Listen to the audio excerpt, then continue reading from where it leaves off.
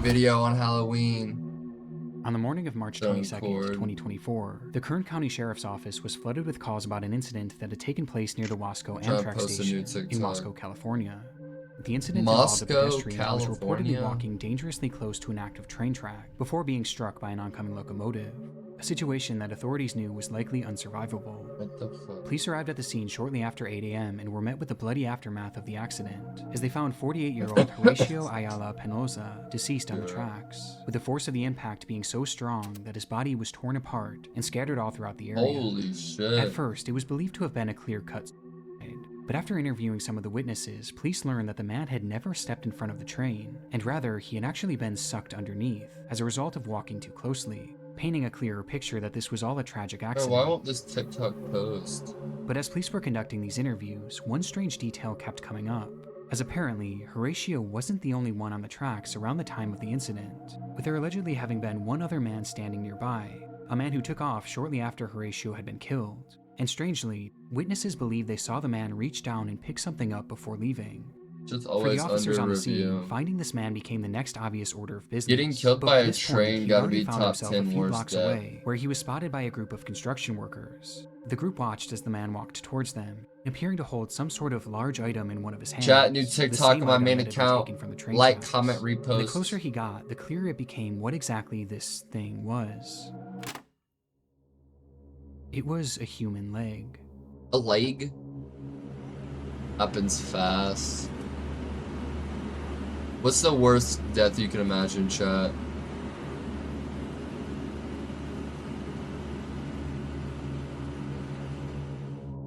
For some inexplicable reason, when the train had dismembered Horatio, this man had run over and picked up his leg, and he was now waving that leg on the sidewalk of a nearby road, with the What the construction crew claiming fuck? that he had been banging it against the fence as he walked towards them, and at one point had even struck the leg against one of their machines. Tortured to Upon the death. realization, a wave of fear washed What over the the group, as fuck? they were unsure what this man He had done picked to up get a this body leg, part? or what he would do next, though that was something that even the wildest of imaginations could have never predicted.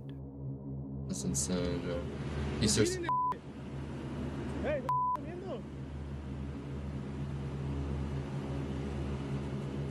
What As the the man looked down at fuck? the leg and began eating it, as the workers watched on in horror. Jesus. Officers arrived on the scene immediately after this, Fuck. and when they asked the man what he was doing with the leg, he explained that it belonged to him, and that he was taking it to a nearby hospital to have it reattached. But it was obvious to everyone there that this man wasn't missing any of his legs, with the officers having to Well, go no as far as shit. to prove it to him Unless this is by his making third him roll leg. up the sleeves of his pants and touch both of his legs.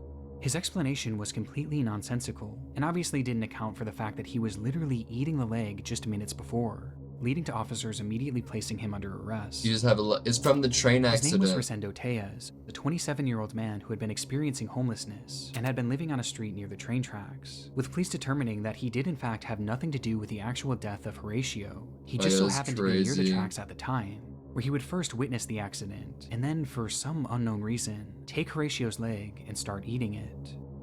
It appears as though That's this was the result nuts. of a combination of both drugs and alcohol, as he was found carrying narcotics when he was taken into Bro, custody. how fucked up you gotta be to pick up a severed leg and start eating it? And he had just been captured by security cameras purchasing alcohol at a nearby liquor store just hours before the incident. But what's so interesting about this footage is just how normal Rosendo seems. In fact, the people working there knew him quite well, as he stopped in almost daily, where he was He described probably as being got into polite some and bad ordinary, drugs. including on the day of that incident. In fact, it said that at first the shop owners didn't believe that Rosendo could have possibly done this, but it seems that whatever substances he had taken that day had changed him. That's fucking Rosendo Tejas was vile charged out of with your 2 counts of mind. removal of human remains, and 1 count of destroying or concealing evidence, God as well as damn. resisting a police officer, and was sentenced to 1 year in prison after pleading no contest, bringing this absurd case to an end. Drugs is However, his crazy. unsettling behavior Imagine would after forever 1 live year on he gets in clean, one of starts to live a YouTube's normal life, darkest and he's like, videos. yeah, one day, back in the day, I found a dead guy got by a train and I started eating his leg. How do you live with that in your conscience and like, just, yeah, I ate a leg once.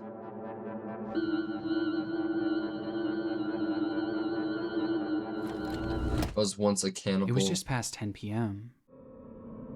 Safely tucked away in her second-story apartment, 20-year-old Hannah Vivaretti set up her phone to record a video of herself dancing. This is such a white person For decorated her, this was a apartment. meditative practice, a way of unwinding after a long, stressful day, and to truly feel at peace. But that day, fate had other plans.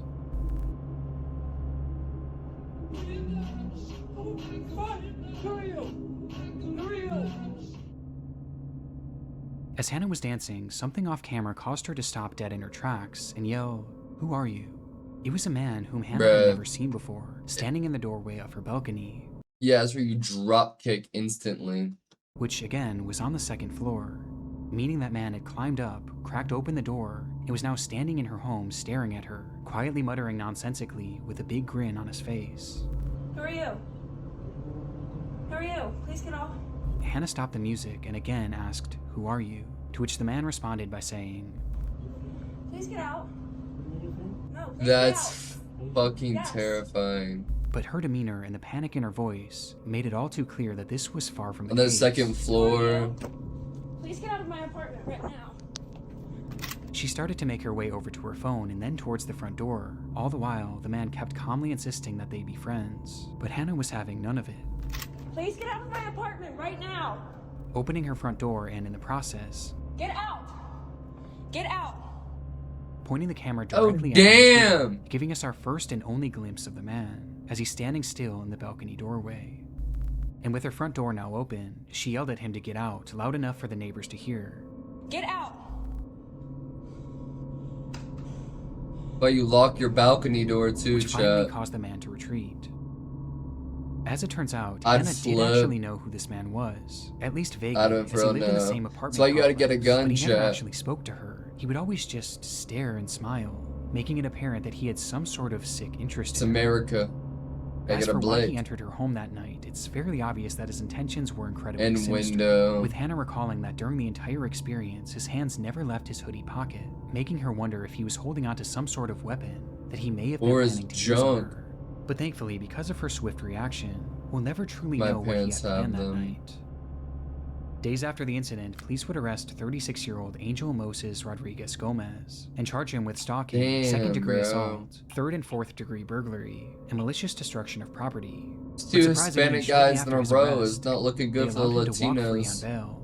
What? In the same apartment. Bro, they let people off on bail and out of jail way too often for shit.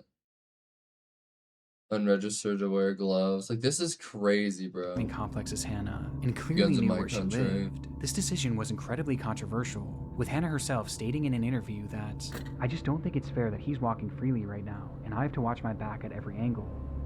Thankfully, the court's decision would Make not no lead to any sense. further escalations in the case, and today Angel no longer lives in the country, but the footage is incredibly chilling nonetheless, and it sent me down a rabbit hole of home invasion videos late the other night.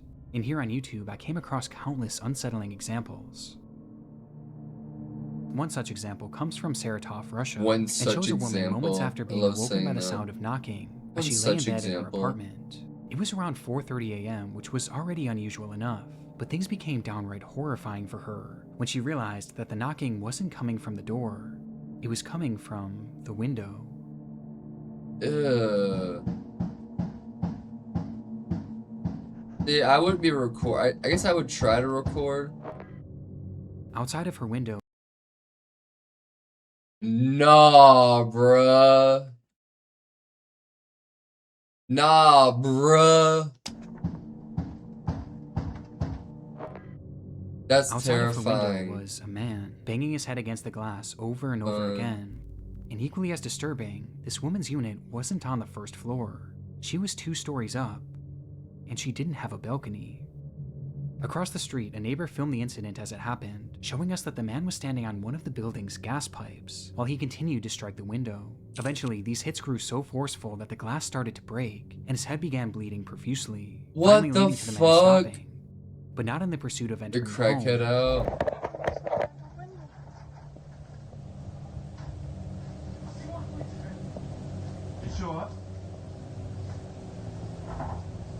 What the fuck? Слушай, этого дурачка пена изо рта, у него бешенство или чё? Ну, бля, попей мочи, иди отсюда уже. He That's instead climbed to a different window terrifying. where he attempted to peel it open with his fingers. But by this point, police had already arrived on the scene, and eventually the man would be forced down and placed under arrest. Dude, what? No way, bro. That's When looking for an explanation as to why this man even after like after this happens, you just like have to live paranoid forever and just like freaked out by everybody. was doing this. It And appears that he was under the influence of bath salts during the ordeal. But aside from this, I couldn't find any other information about the man's identity or whatever became of him. But I was able to find that this clip doesn't tell the entire story, as the woman behind the camera actually spoke to a local reporter and provided additional context to the ordeal, which only made the story more terrifying. At first, he knocked with his hands. Then he began to peck at me at the window with his head for an hour and a half without stopping. After that, he started shouting my name to the whole yard. He was foaming at the mouth. His whole face was covered in blood, and he shouted that he wanted to talk to me, and he needed me. With the most terrifying part of the statement being that she had no idea who this man was, or how he could have even known her name. The idea of both of these intruder videos featuring people whom the victims had never even spoken to makes them especially unsettling, as it shows that you really never know who's watching and who might be obsessing over you. But incidents like this True, chat. You gotta be careful. You gotta always watch your back. Mohammed Amanat was a 26-year-old man living in Orrefors, Sweden, and had been dating a woman named Maria. But after several run-ins with the law, Mohammed's lifestyle just became too much for her, and she eventually decided to end the relationship. This caused Mohammed to become enraged, an emotion that was only further heightened when he discovered that she was breaking up with the guy is terrifying, but you can break up with him and he just turns around and fucking murders you. Inside, the male friend and Maria both refused to let him in and told him to leave, and for a moment he did, though only temporarily, as he would return minutes later. The amount of people who've like deadass told me that like their significant other straight up tried to murder them once is actually kind of insane. I'm terrified of men. The man behind the camera asks, "What are you doing? Are you going to fight me?" To which Mohammed said no, he just wanted to speak to Maria.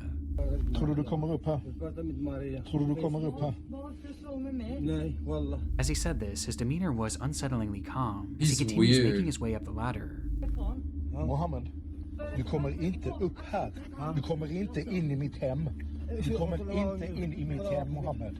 With his demeanor being so calm that the cameraman couldn't tell if Mohammed was a threat or not, though it wouldn't take long for him to get his answer. Du kommer inte in I mitt hem. Oh my god, bro. In an instant, Mohammed struck the cameraman, causing him to retreat into his room, closing the sliding glass door just in time for Mohammed to step on the balcony and brandish a large kitchen knife. Oh my god. No, I'm knocking him off, bro.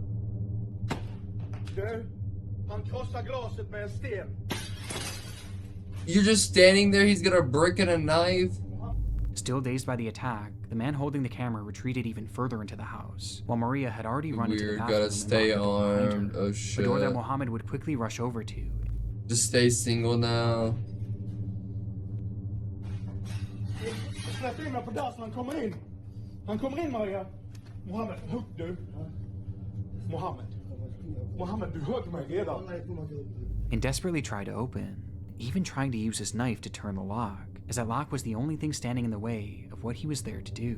Oh my god. What exactly that was is unknown, as police would manage to arrive on the scene with people gonna follow you in your apartment complex. But they would arrest Mohammed before he was able to get to Maria. And a taser. But it's clear, based on the fact that he had a weapon on him and his desperate attempt to breach the house, that he didn't just want to have a conversation.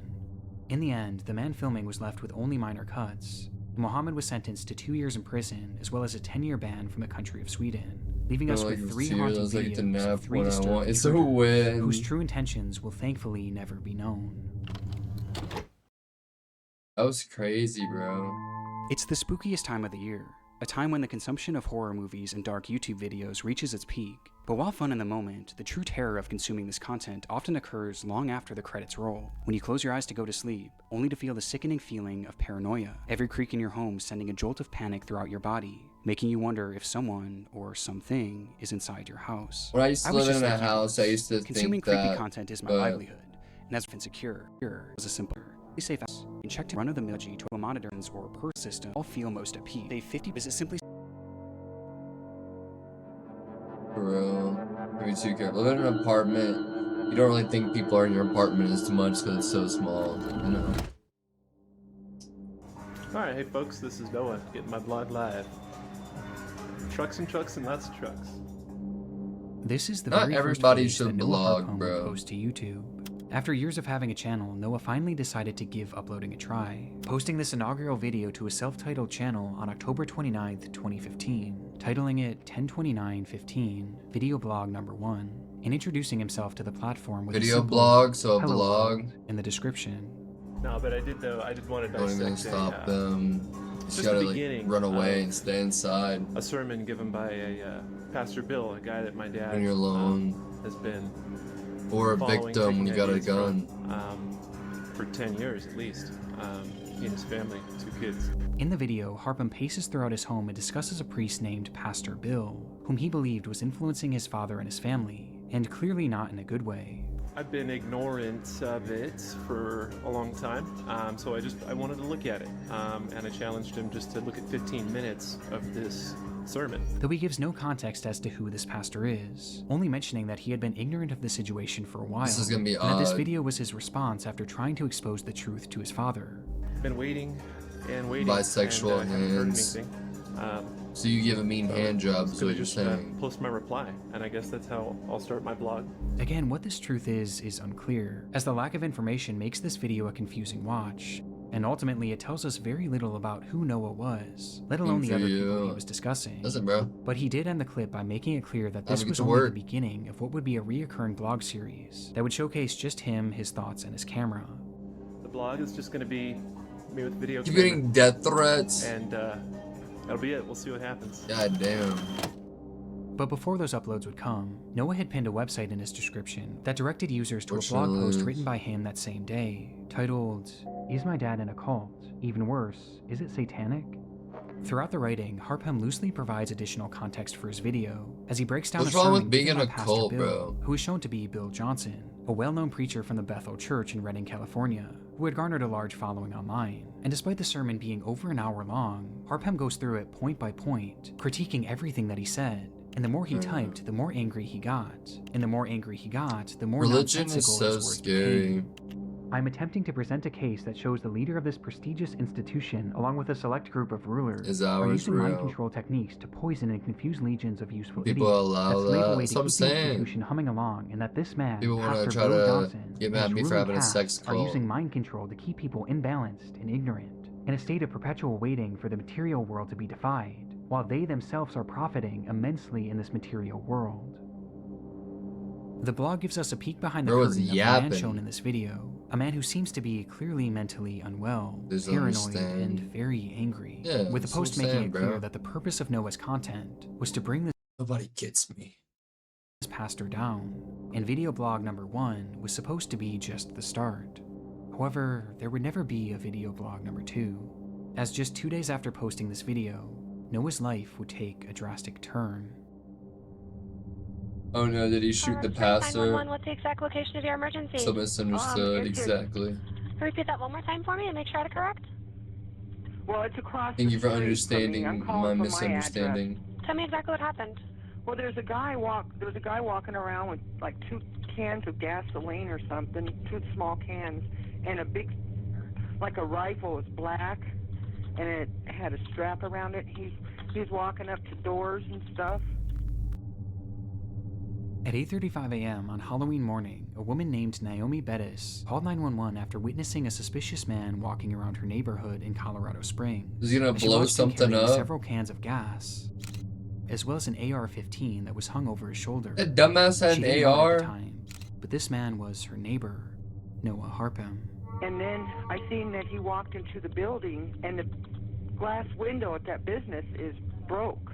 And that's a business? What's the name of the business? I have no idea, but I just know I don't know if it's a fake gun, BB gun, but it looks pretty scary. As the call progresses, Naomi explains that she had watched him enter a Damn. nearby business, where one of the windows appeared to have been broken. Baz, She we're wasn't sure playing if anything illegal demonologist had happened tonight. at this point, but she was convinced that Noah was up to something sinister, which based on what he had in his possession Demonologist. seemed to be the only logical conclusion. However, this concern wasn't felt by everyone. Okay. And you said it looked like a long gun, correct? Like a rifle? Yes, uh-huh. Well, it is an open carry state, so he can have a weapon with him or walking around with it, but of course having those gas cans, it does seem pretty suspicious, so we're going to keep the call going for that. Okay, and the window's broken to that business downstairs, so... Right, and you said he's now upstairs, correct? Yes. Mm-hmm. And are you or anyone else in immediate danger? No. Okay. As the operator seemingly brushed If aside he has the an incident, AR, stating that she was only keeping broken the call into a going because the gas business, cans could be 2 gas suspicious. cans, However, even with that one the report perfect still time. wasn't taken seriously, as The the concern dispatcher is hung up on her wild. shortly after, before dispatching one single officer to the scene, an officer that never even made it there, as just moments later he was called off and sent to what was deemed to be a more pressing scene at the local senior center. No Naomi's way. concerns were completely ignored, but despite this, she continued to watch out her window, waiting to see what Noah would do next. 4 minutes after her call with police ended, and 10 minutes after first reporting Noah's behavior, Naomi would dial 911 once again. Only this time, her demeanor was far different. The right to carry weapons makes it all I okay. just called a few minutes ago, and the guy came back out, and he fired a gun at somebody, and he's laying on the street dead. Oh my God. You sent an ambulance too. Naomi's worst fears Holy had come true, shit, as she he frantically shot told somebody? dispatch that the man carrying the gun had just shot and killed someone outside of her home. Oh my God. Okay, calm down, okay? Stay with me. I'm just putting that into the call. Is anyone in immediate danger? Oh my God. No, that I can see or see. No. In response, the operator bizarrely asks if anyone else is in danger, but Naomi, likely in a state of shock, answers no, before immediately realizing that Noah was heading in the direction of Platt Type of shop Avenue, is which was known daily. to be a Oh. busier neighborhood. Oh, Maybe on Platt probably Avenue, hourly. there might be people in danger. Naomi, I need the suspect's description. Do you know his name? No, I don't. Okay, is he white, black, Hispanic, He's Asian? white, and he's got long curly hair coming out of his cap. She desperately tried to relay that more people were likely in harm's way, only to be immediately proven right just seconds later. I think, yeah, there's people outside that might be in danger up on Platt. Okay. Oh, I just heard another gun fire. Oh my God. When she hears more gunshots, prompting the operator to once again ask, Holy They need to call an fuck. ambulance or something right away. Okay. Is anyone in immediate danger? The guy Only that just got people up shot. on Platt, maybe. All right, I am sending the paramedics to help you now. Stay on the No line way and I'll she see asked exactly that what to do again, next, bro. Okay? Okay. It was only then that the operator would tell Naomi that police and medical personnel were finally being dispatched to the scene, but by this point, it was far too late. In the moments after Naomi had made her first 911 call, Noah Harpham would first attempt to light his house on fire using the 2 cans of gasoline. This, however, damn. failed and caused him to quickly shift his focus. Noah instead stepped outside and brandished his rifle, immediately pointing it directly at Andrew Mayers, who had been riding his bike in the neighborhood. And after seeing the gun, Damn, the he man killed stopped that and begged him not to Chad. shoot, to which Noah responded by pulling the trigger multiple times, killing That's him so instantly, fucked. with Andrew Myers being the man Mirror that Naomi stroke, had seen dead on exactly. the street. From Everyone's there, in Noah began danger. walking up the street Bro's just where he would riding his eventually bike, see 2 bro. women sitting on the porch of a sobriety center, where local women went to get help with their drug and alcohol addictions. And upon noticing them, he immediately started shooting, striking and killing both Christina Galella and Jennifer Vasquez. God Noah damn. walked for over a mile after this before the police finally caught up with him, and when they called out for him to stop walking, Noah turned and immediately opened fire, leading to a massive shootout.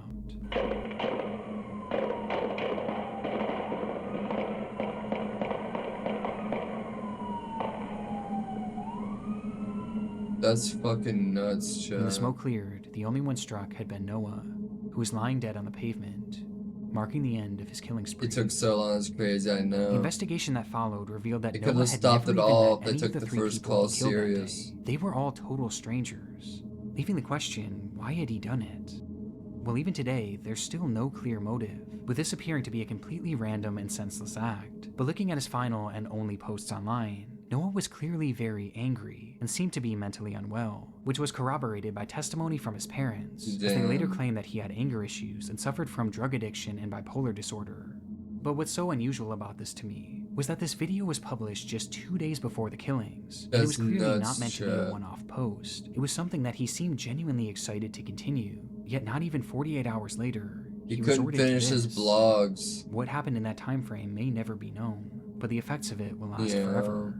And I can't help Hello, but wonder little how live differently cat. this all could have gone if that initial 911 operator had just taken Naomi's report seriously, Noah's spree didn't start for a full 10 minutes after she started that call, which would have been more than enough time for police to intervene. But instead, Noah was given all the time he needed to end 3 innocent lives.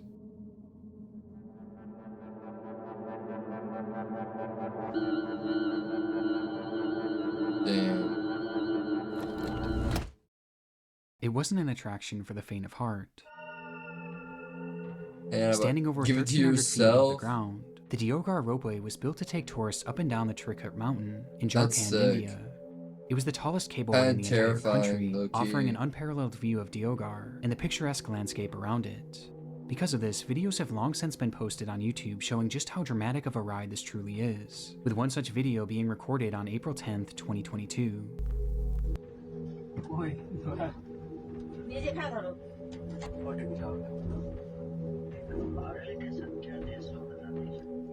That day, a woman and her family had been filming their adventure to the Trikut mountain, and were now filming a first-person view of the descent back down. Medical professional at home. I can inject it in you. Bro, that's terrifying. It wasn't the kind of place for anyone with a fear of heights, and the loud sounds of the car passing the support towers only added to the anxiety of the trip. But the group filming this all remained relatively calm, quietly conversing to themselves, seemingly unfazed by the spectacular height.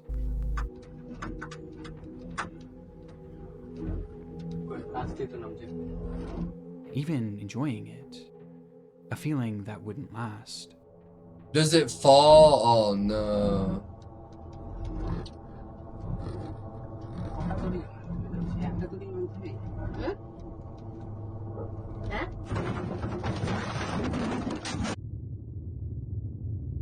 Without any warning, the car was met with a massive force, sending the occupants and the camera to the floor, causing the footage to go dark. In that moment, one of the ropeway's axles had dislodged, causing a failure on the pulley system, which resulted in 2 carts crashing into each other, and the rest coming to a sudden and violent halt. What the fuck? The impact was brutal, but somewhat surprisingly, the footage continued.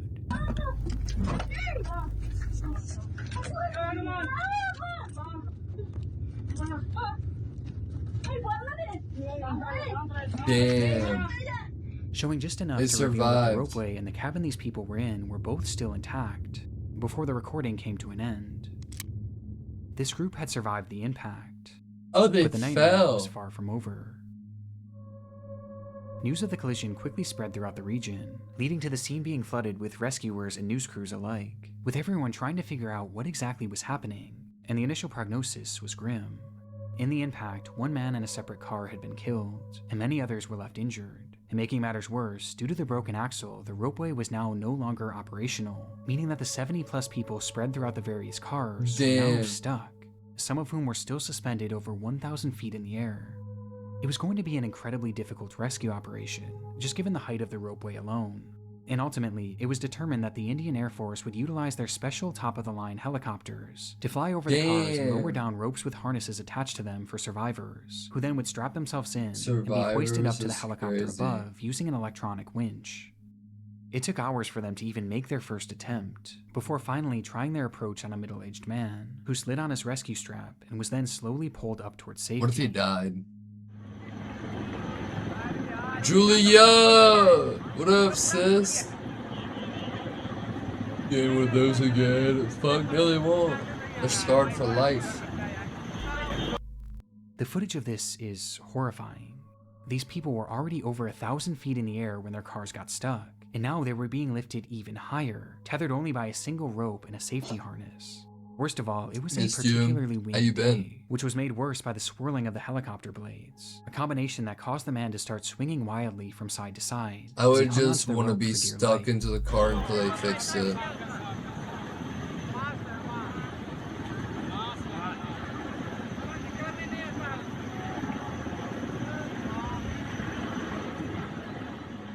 It was a grueling journey up, but finally the man reached the aircraft. And with safety just a few feet away, he instinctively reached his arms above his head in an attempt to grab onto the helicopter, a decision that would have disastrous effects. As he did so, his harness slid upwards and was pulled over his shoulders, and then over his arms, before eventually landing in his hands, meaning the only thing left holding him up was his own grip. as he clung to the now useless harness. Damn. For a full minute, he dangled there, just inches away from rescue. Meanwhile, the rescue crew searched the craft for something they could use to safely hoist him in. But before they got the chance,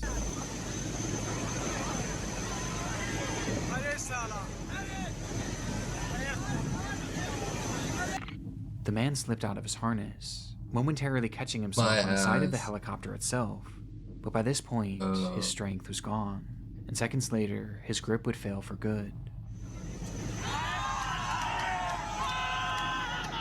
They're trying to rescue someone and they drop him? Approximately 2,000 feet to the ground below. Oh my, how much worse could this be? They're trying to rescue him from a ropeway and they fucking drop him. Instantly. My god. For those waiting to be rescued, the sight was especially horrific, as they watched the man who they thought had made it to safety fall to the ground right in front of them. The fear they must have felt knowing that soon it would be their turn is unimaginable. After this, the rescue crews began making tweaks to their operation, which started to lead to a few attempts going off without a hitch. But the entire process was incredibly slow, as a full 24 hours would pass before 60-year-old Shuba Devi would finally get her chance to be removed from the car. And as she started her ascent up to the helicopter, the wind also caused her to start swinging wildly.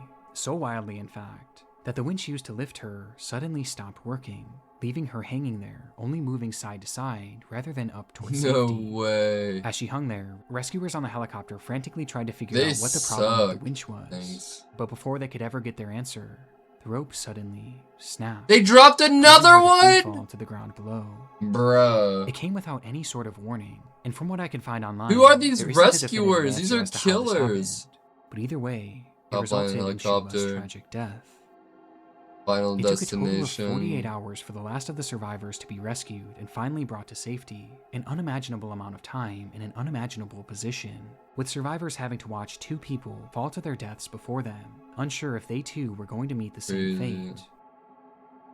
Since its release, the footage has sparked some debate online, as the media actually hailed this as an impressive and even successful rescue operation for the Indian Air Force, while others have hit back on this, as both incidents seem to have been we did, Julia. with more people dying from the rescue than the accident itself.